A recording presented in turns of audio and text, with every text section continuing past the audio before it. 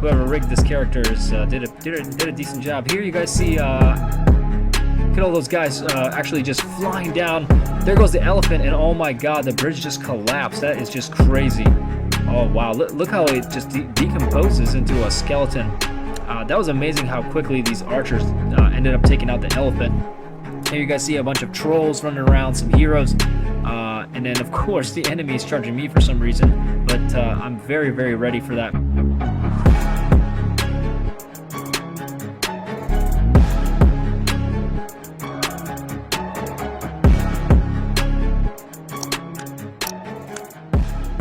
Welcome to the channel. How are you guys doing? Thanks so much for being here. If you guys like Lord of the Rings, you're gonna like this game.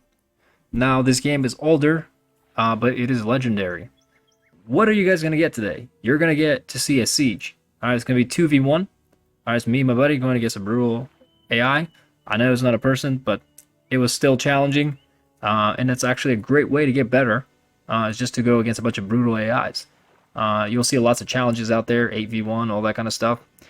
So for fun, we just wanted to warm up, so this is what it is. I decided to play as the dwarves, which is one of my favorite nations. Here I have my builders basically building these little outposts, and what they are, essentially, is resource. So the fun part about this game, which I enjoy more than Age of Empires, is you don't have to micromanage anything but really your military. Of course, you do have to tell your builders what to build, but that's you can quickly hit the B key if you want to hit the hotkey, and T to build your resource, because each one is different. So the mineshaft for the dwarves, you know, that gives them resources, and the coolest part too is you see all these different doors. The dwarves can actually use these as tunnel systems, and you can almost kind of like teleport troops. So if you put troops near here, you can teleport them over there. On the left here, we have my friend who is playing as the elves, and we are allies. So what we're going to try to do is basically contain the enemy. Who's playing here? I think this is Minas Tirith, I believe.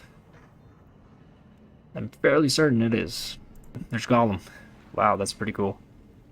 So Gollum is, if you kill him, you actually get the ring. And that gives you massive amounts of resources.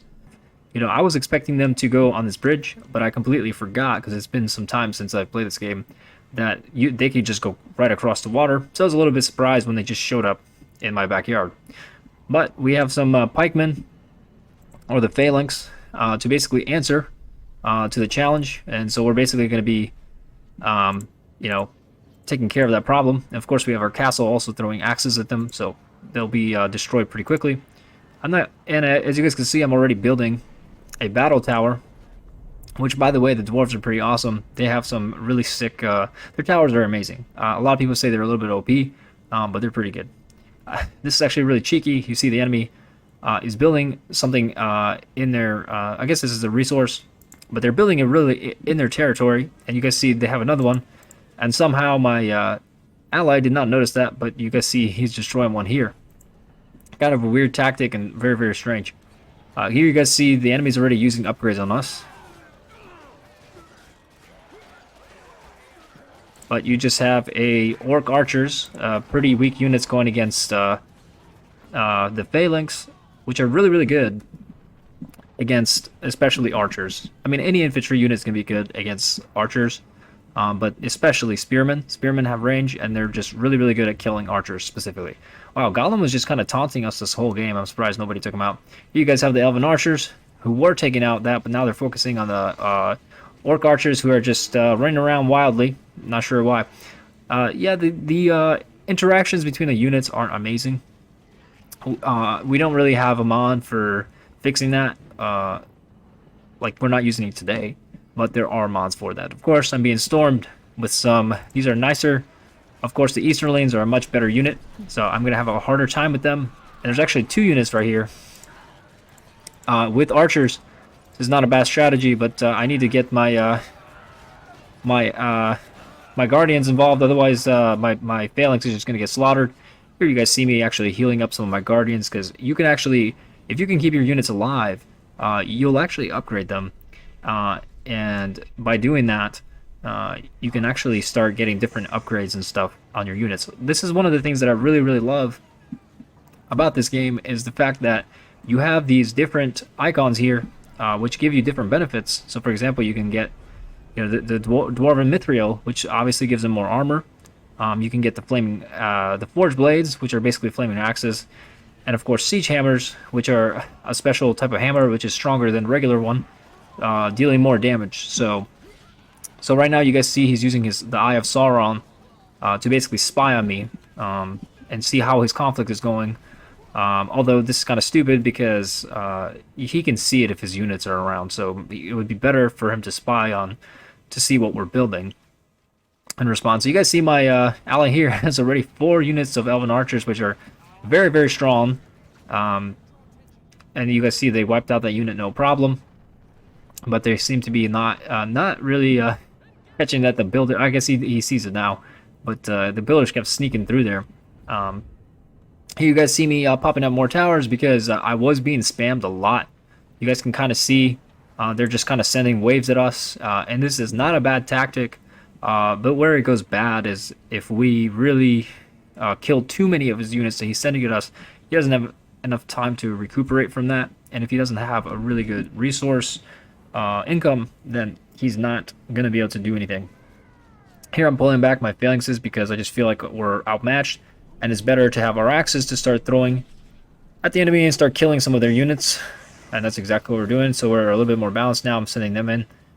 As you guys can see, I'm actually upgrading my my Hall of Warriors. If you upgrade it, you basically get faster. Units get built faster. And here I'm actually just upgraded it so I can have Men of Dale, who are much better archers than the axe throwers. The axe throwers are really not great. They have they're pretty slow at throwing their axes, which is kind of a weakness of the dwarves. Another weakness the dwarves have is they don't really have cavalry. So that makes them really, really slow, and hence the towers is why you really want to use them to protect yourself, because you'll be vulnerable to things like that. Although I will say, I believe we're playing Mordor, and they don't really have cavalry either, that I know of. So here you guys see a troll who's actually destroying one of my resources. Seems like the enemies seems like they're really mainly gunning for me. I guess for some reason in their eyes I'm the bigger threat, so they're going more after me. Oh my god, look at this. They're coming in with one of the Fell Beasts. How badass is that? Let me remind you guys, this game came out in 2003, and this is just the HD mod, so all it does is make the units look a little bit prettier with what they have to work with. Now, there are amazing, like really incredible mods that have been reworked and still keep the foundational side of this game, but they don't change. They change a lot of aesthetic things and some of the power-ups, and that's kind of where you have to draw the line for yourself. Is, hey, am I really okay if they change up the power-up menu? So if I had clicked on this 5, I'd be able to see this whole menu that gives you special abilities. So if I actually went through to my nation pack, you guys see that you can get this little perk here that allows you to heal your units. So if you click on it, you basically hover over your units, and you're able to basically heal your units. So me playing as the dwarves, I have the rebuild perk. So basically, if they damage one of my towers, I can actually click on this and click on the tower and fully reheal it. So I would probably use something like that when they're almost destroyed one of my towers, which is actually a really can be a really devastating thing for the enemy. You guys see that they're pretty much unchallenged over here. Unfortunately, these orcs are going to take out these archers, I think. Maybe. They're falling pretty quickly here. How many hits does it take to kill an elf? Oh, look at that, he's running away. Wow, what a heroic stand. How long are they going to live for? Not long. He's got a special archer unit here. He's about to die.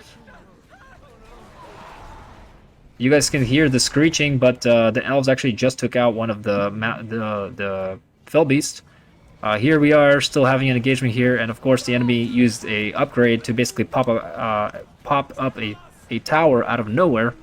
But we're going to destroy that pretty quickly because our towers are within range of that. And here we're doing pretty well destroying the Easterlings. And the enemy's trying to get through our borders here, but with our both of us coordinating here, we're doing pretty well. But I will say that I think we were both pleasantly surprised to find out that you know, he was doing this well.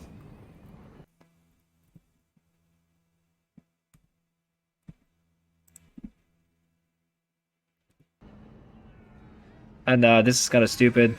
They're sending the drummer troll at us. It's actually kind of hilarious. Wow, look at that. Oh, that's crazy. They actually made all our units run away. That's a pretty interesting ability. It doesn't really do much in the end, but let's see what this troll does. Nothing really. It kind of just charges you. I think it works well if you have archers, because then you can make the when the units are en route. You can really kill a lot of units with that. So this unit's a special unit. You have to be careful how you use them. Otherwise, it's just a waste, and they're not cheap. So you guys see the enemies pouring in more. They got more coming our way. You guys can see that they're building up some reserves right here. So they have an Easterling tent, they have an archer tent, they have a troll tent. This is the... So I guess these aren't that expensive. They're only 200. But now they're upgrading it to get the better trolls. And I will say this, that man, I love this. Like, I mean, look at this. Like, this is in 2003, and here they create a little animation of trolls coming out of the cave, and here you have this one troll being trained by a little orc, which would be pretty intimidating.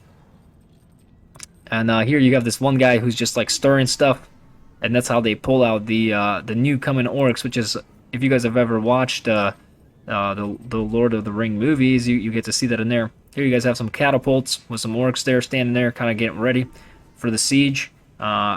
Would have loved to see a little bit more catapults up here. They definitely did not use that very well. And you'll see stupid things too, like the enemy completely forgetting to like close the gates, which is pretty funny. So here you go. You guys can see they're starting to kind of spread out a little bit. Here he actually has a hero who has different abilities. You guys can see he has so the cool part about the heroes, guys, if you upgrade your heroes, they get these really sick abilities, and the highest level they get. So this hero can disguise himself to look like the enemy's unit, so it means that he could basically spy around and see what's going on. That's actually pretty cool. He can do a lot of different things, but I would say the dwarven heroes are the best, and they're definitely unbalanced in that manner. Like, the dwarves have crazy abilities.